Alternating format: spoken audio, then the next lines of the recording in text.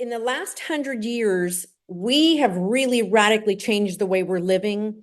So you and I are human animals. We are actually animals, and for thousands of years, we have lived outside. So I want you to fast forward to, yes, this is great that we have buildings and we're not getting eaten by bears and lions anymore. But what's happened is we've gotten so far away from our DNA and what our DNA wants us to do. We're locked in buildings all day. We're not getting any sunshine. We're not moving. We aren't talking to anybody anymore. This new generation doesn't want to speak to anybody. They only want to text. All of these things, along with, the soil and microplastics and just the stuff outside, toxins.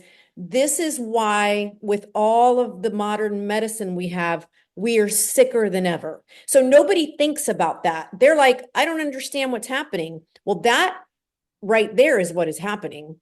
We used to wake up and we'd spend our entire day foraging and hunting for food, water, moving. We were in tribes of 100 people. We had connection, we had support, we had, yes, we had to go to bed when it got dark so we wouldn't get eaten, but that stuff actually is good too, because we're going by the biological clock. So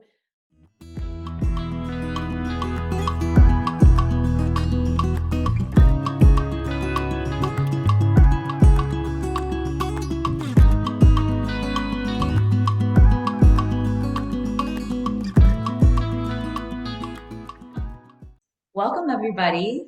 I am very lucky to have Michele Cuffe on our podcast today.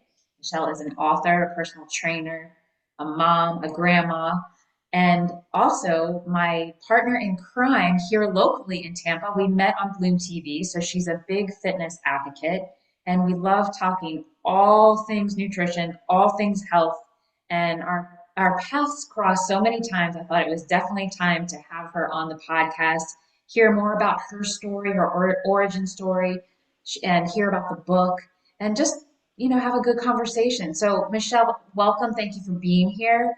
I want to hear how did you decide to write this book? well, thank you, first of all, for having me. Like you said, you and I have crossed paths so many times that I feel like you're one of my girlfriends. And we both have a lot of the same interests as far as health, and we're moms and all those things.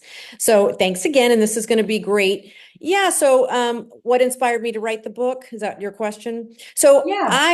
I already, at one point in my life, like you said, I'm a personal trainer, wellness coach. I was doing some traveling and I was talking to business executives and giving them a 3-hour talk called Happy, Healthy Human. And it was based on 6 things, because a lot of executives in business, specifically men, are very unhealthy. So they focus on making all this money, but then they don't focus on their health. So they would have speakers come in to speak to them. And I had this program, and that is what inspired me to put it into print version after going on Bloom so many times. And a lot of the guests at Bloom would always have a book.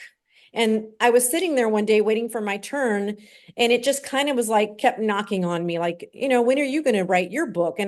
So I just finally decided to do that. So I think the show and just gave me that extra confidence, because I don't know, it's funny, you think I can't write a book, but you kind of can, because you can self-publish. Anybody can write a book.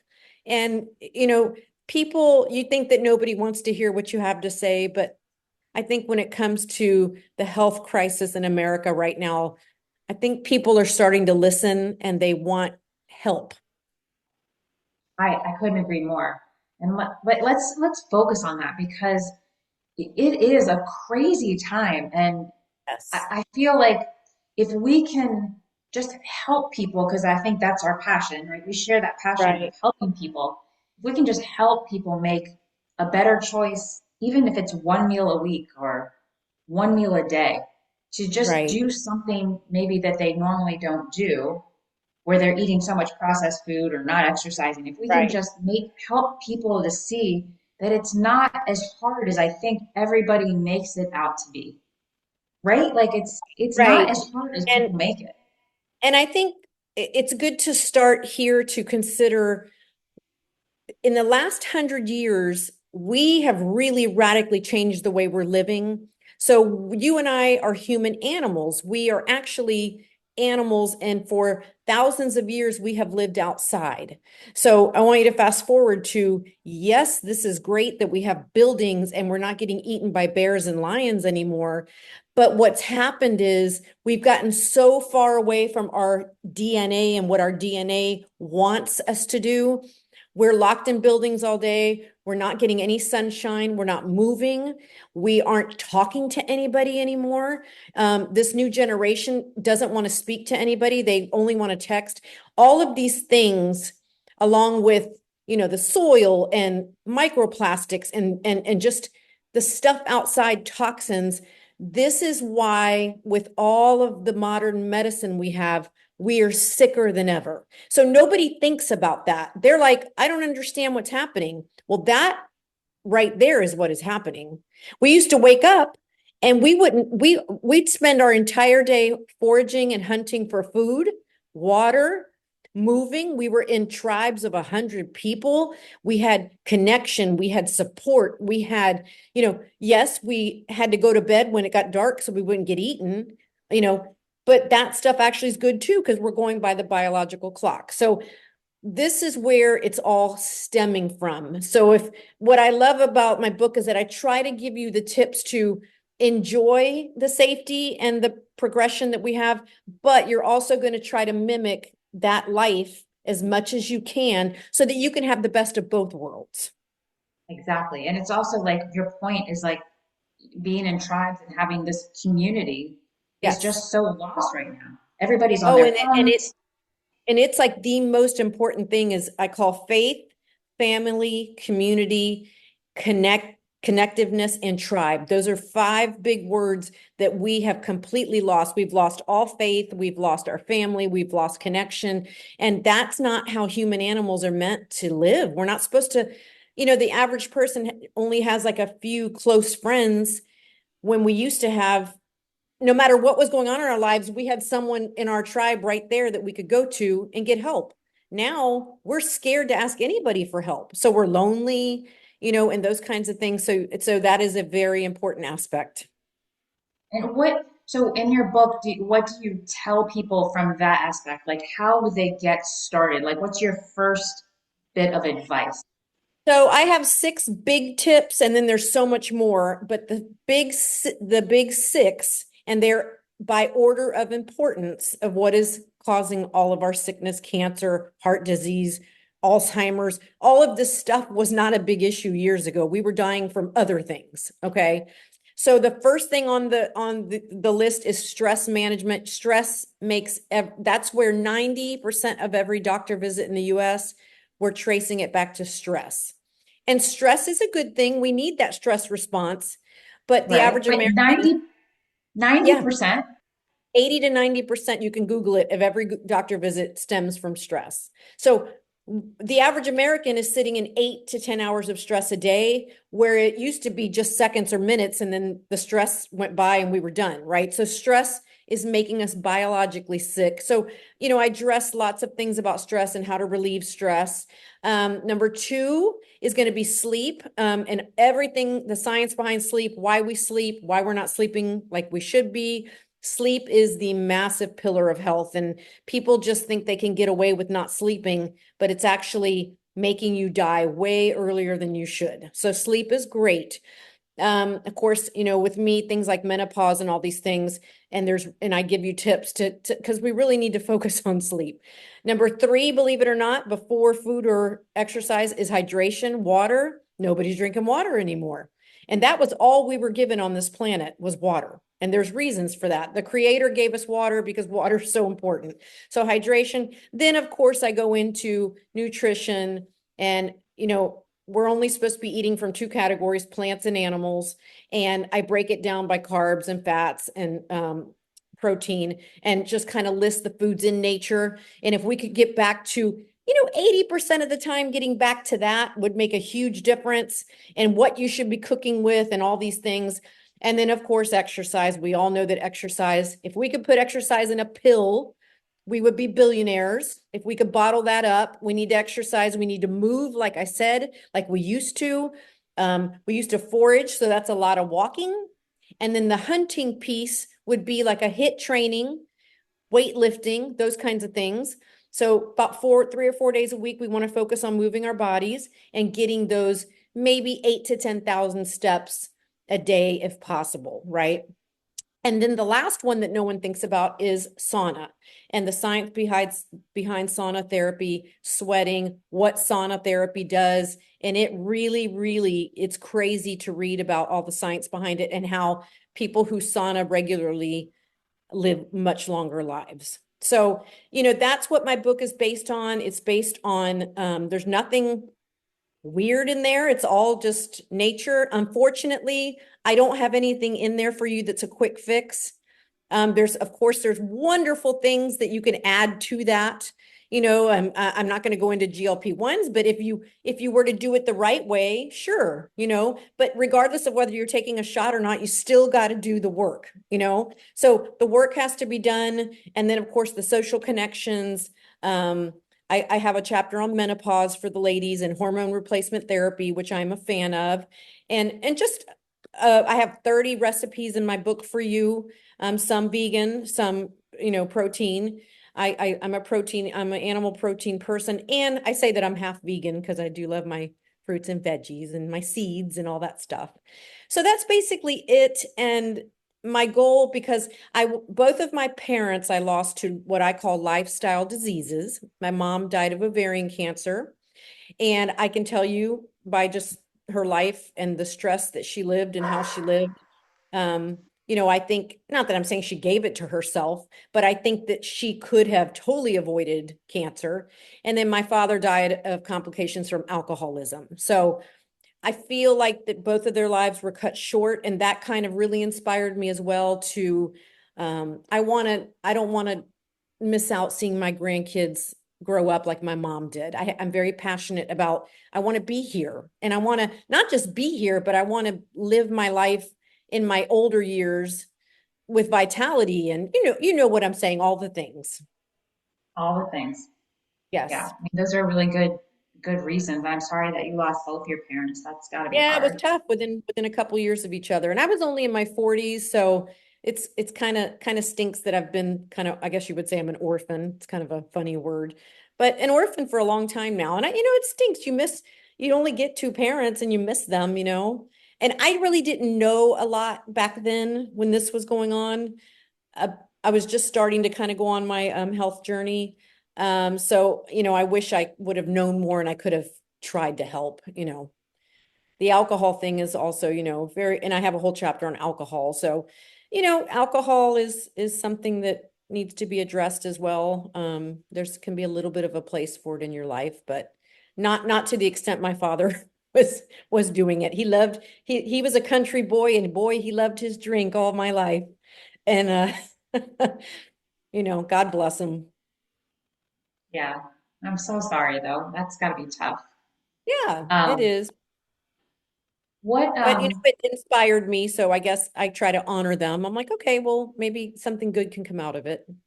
Yeah, which it has. I mean, you are a pillar of health and you are, very important in our community and on Bloom TV, and you bring a lot of knowledge. And I love that you did write the book, right? There is something out there that because everybody is looking for this quick fix. I try to explain to people in my own line of work, it's like if you have 6 minutes, why can't you work out for 6 minutes? Go run outside with your dog, get outside, do something Right. in nature.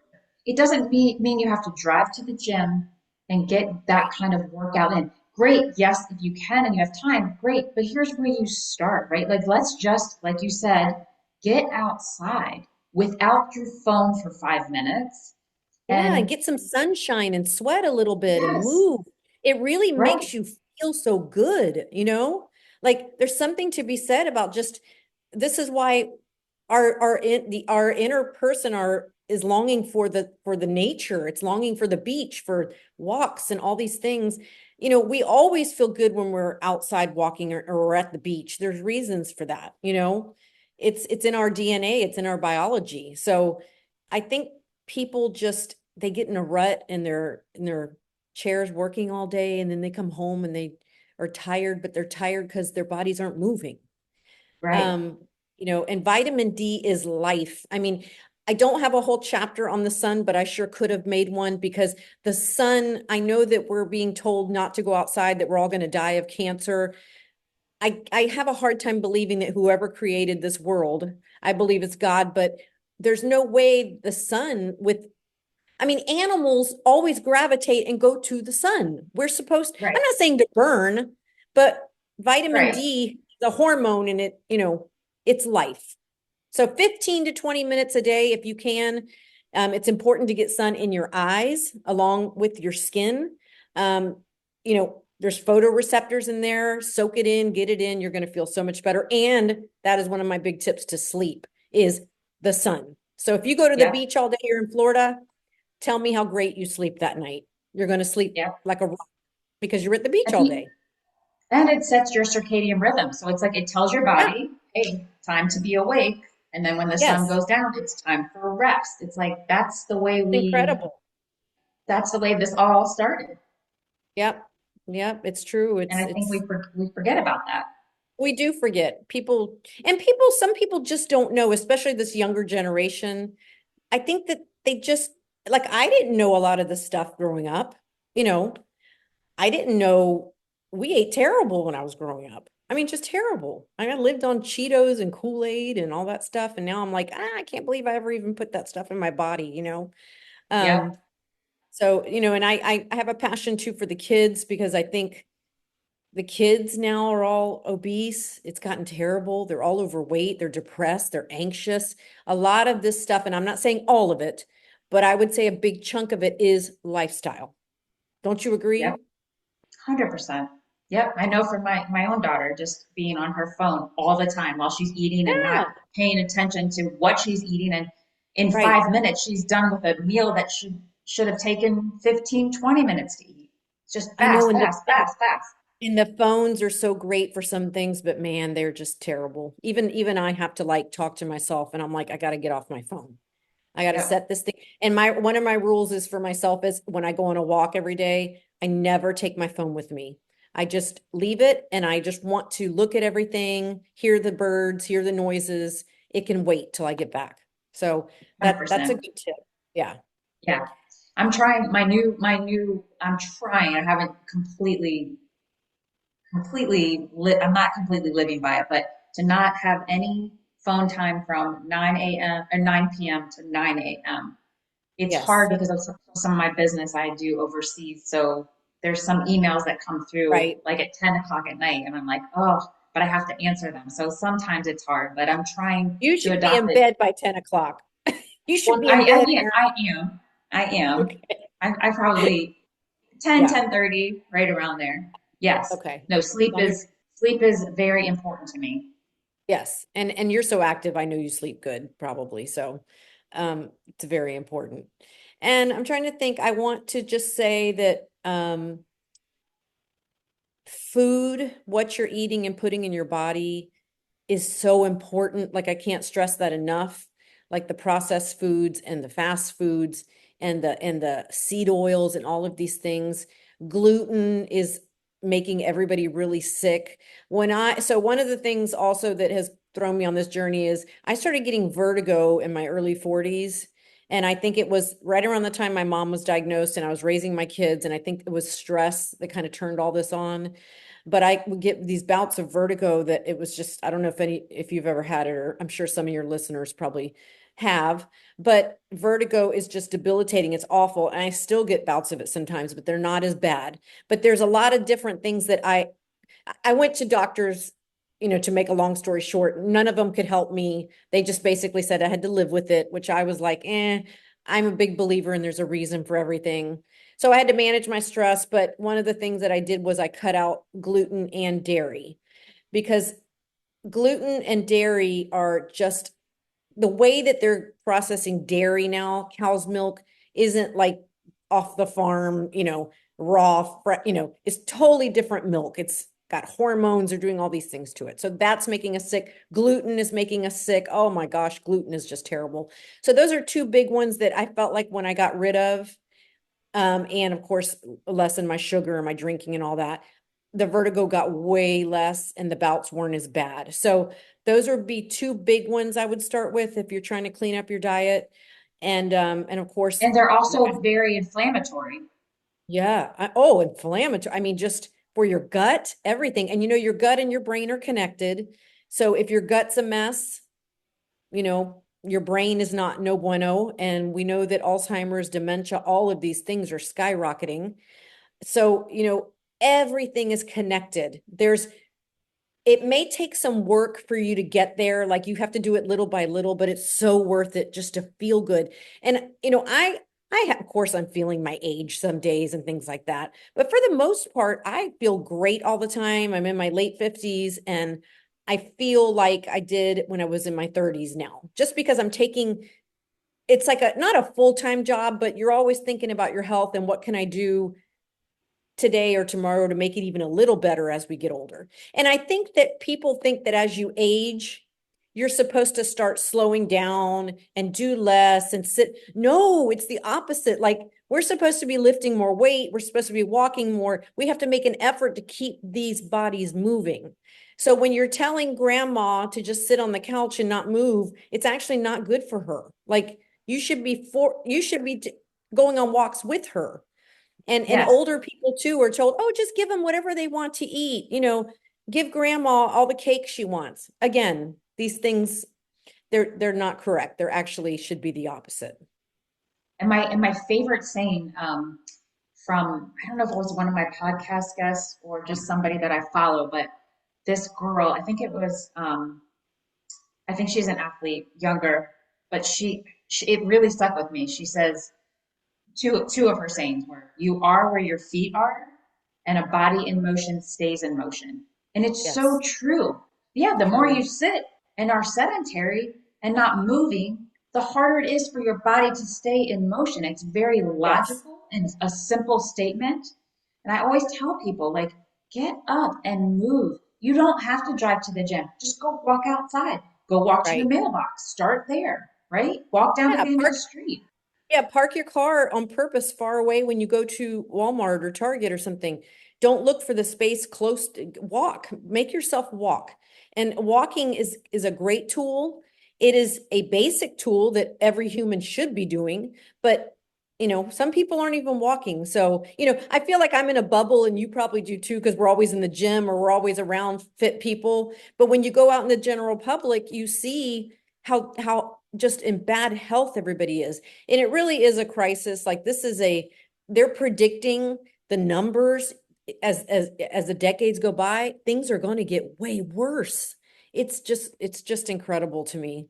So that kind of inspires me though when I see that. I'm like, that's not going to be me. I refuse. And I think with the movement that's kind of happening right now, with in the government with the health, which is a good thing, whether you like whoever's there or not. I like at least how they're kind of going towards to make America healthy again. Like they're trying at least. You know what I mean? Things are coming out, and we're starting to focus on people's health instead of just pharmaceuticals all the time. We have other Right. options. There are other options. You can do this. A lot of the things that people are on medications for can be fixed with the tips that I just gave you. But like I Right. And I said, we have think to put in the work. exactly. And I think like maybe not our generation, but the generation before, like my parents, they are so used to going to the doctor and getting a prescription. And Yep. it's like, but you could do some of these things on your own, right? Like take your Yeah. health in your own hands. You're expecting a doctor who has had almost zero nutrition education. So I think Right. 4 hours total, my friends who are doctors. Yep. They don't know And anything. Yeah. yeah, They look terrible and themselves. yeah, and they're under stress. They eat crappy. And if you're in the hospital, I mean, I wouldn't ever dare even eat any of that food. It's like and I think Vending you're machine. right. I think, They've There's a got, you walk in the change. hospital, you walk in cancer hospitals, and there's vending machines with every cancer causing candy bars and chips and Cokes. It's insanity when you think about it. But but Yes. but but and it's everywhere, right? So you can't like it's like an alcoholic who goes to a bar. Like it's so hard not to eat it, you know? So you have to make that choice. Like, don't bring it in your house. Shop the perimeter of the grocery store. Stay away from those aisles where all the bad stuff is. You know, you Right. have it starts here. That's the problem. It starts here. Buy books, get yourself informed, watch podcasts. And as far as exercise, one of the segments I did a lot on Bloom was working out on a budget. And I used to bring stuff in from my little home gym that you can order on Amazon. They bring stuff to your door now. You've got this thing that has YouTube on it. You can type in anything on YouTube and you've got a personal trainer in your hands. There's no For free. excuse. For Right. free. And it's free. It's free. You just I see people at the gym all the time and they've got stuff on their phone. Like they've got little workouts they're following. And you can do that at home. But like I said, Right. you've got open your garage door, go in your driveway, get a medicine ball, get some kettlebells, and just work out. Who cares what anybody thinks? I see people in my neighborhood do it. I think it's fantastic. They're in a hurry, Exactly. they got to go to work, and they may not have time to drive to the gym, but they're out there doing it in their driveway or in their backyard. And all it takes is 20, 30 minutes and you're done. Yeah, and even if you didn't even have that much time, I'm a big advocate of like, if you have 5 minutes, go outside and run with your dog. Do a little spurt here and there. Right, And if you did that right. 3 times a day, you got 15 minutes in, it's better than zero, right? Absolutely. Yes, And then absolutely. you've got the We, sun, you got some that sunshine, you've got some yes, fresh air, you've got yeah, maybe you feel the grass. Does anybody ever even feel the grass anymore? I You know, know? right? I do. And then, you can't just do this unfortunately, also, you can't just do this for a week or two or a month or two and then you're done. This is for the rest of your life. So it's a lifestyle and you have to quit seeing all of this as a punishment and you have to start seeing it as a reward. This is the best way I could live my life. So what if everyone else is eating cake and everything else?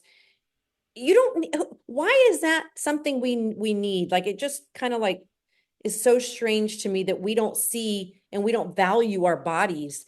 I mean, if you woke up this morning and everything's working in your body and you have your health, my God, you have everything.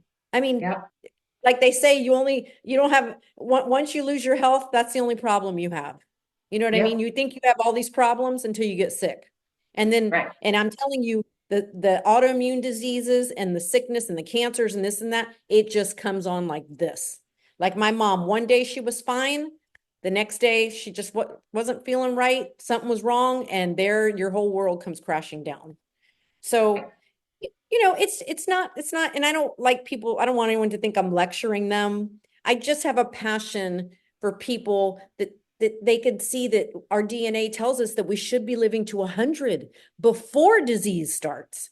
Look up blue zones, get the book, pull up the documentary. The blue zones are these little pockets of areas in the world where people are living. They call them centenarians. I'm not saying that right, but they're living to 100. So, Yep, and you'll read about what they're doing in these little places on like in Italy and all these things. You'll read Okinawa is a big one in Japan, how they're living their lives and why they're living to 100. So it's yep. very interesting. And to speak back to your book, they're doing exactly what you're talking about in your book. Their sense of community, they're outside Yes. every day, they're eating Yep. from the earth.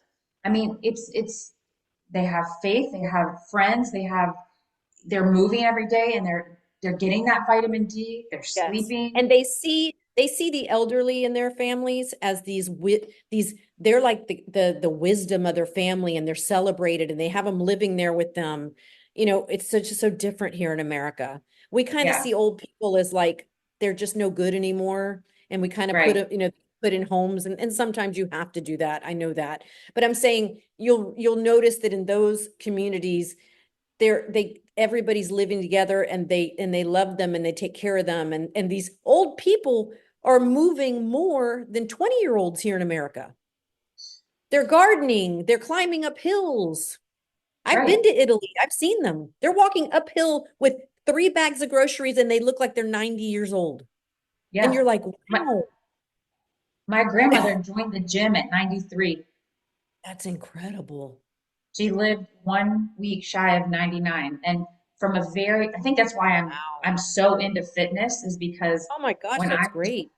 when I was growing up and I would go and stay with her at her house in the summers, she would wake me up at 5 in the morning and take me and we would walk like 8 miles. She was crazy. That's She amazing. was See so see ahead what of I'm her saying? time. Yeah. What? I said, you see what I'm saying? This is Yes, how we're supposed to be. But that's very rare to hear anymore. I know. I think our life expectancy, men, it's like 77 years old is average. So that means a lot of men are dying sooner than 77. And then there's some that are living longer, right? But the average is 77. And I think 100 years ago it was 76. So why aren't we gaining years? Yeah. It's so that's basically it. There's so much more to it, of course. But if people want to get the book, or I would just start looking up, researching all of these things and start Well, where can making. people get your book? It's on Amazon and it's called Health Revival, and you'll see me there with the little apple. And then there is one little chapter at the end that includes my faith and what I believe in and all the things that I feel like, if you believe in God or if you just want to be spiritual, I just kind of feel like God made this planet perfect. The way he set it up was perfect, and we have messed it all up. So, We have yes. completely messed it up. Yes, we've messed it all up. And I was watching that show the other day, that 1883 with it's got Tim McGraw and Faith Hill, like, where they were Yeah, traveling across the great US. show. It's Yeah, a great show, and it's great to see how they used to live. right? Yeah, like I wouldn't want to live in that time, but part of it is kind of like, you're like, oh my God, how neat it would have been not to have to worry about phones or TVs. You just lived, you lived outside, and you just, anyways, it just goes to show you from tipping to 1900 to where we are now, we're living completely different. And that's the problem. And we're just getting more sick. Yes, we're getting more sick. Yes, So there are ways to combat it. There is hope, and that's the message I want to give everyone today. You which can I turn your love. life around. I don't care how old you are. I don't care how bad you feel. These bodies are so resilient. They're self-healing. And that's why I believe there's a creator, because there's just no way that all of this could just be this way. We are given the tools, and there's so much information now, if you would just take the time to research it and heal yourself so that you can be around for your kids and your grandkids. Because maybe you think, nah, they don't want me around. Yes, they do. They want you around. And you have gifts to give no matter how old you are.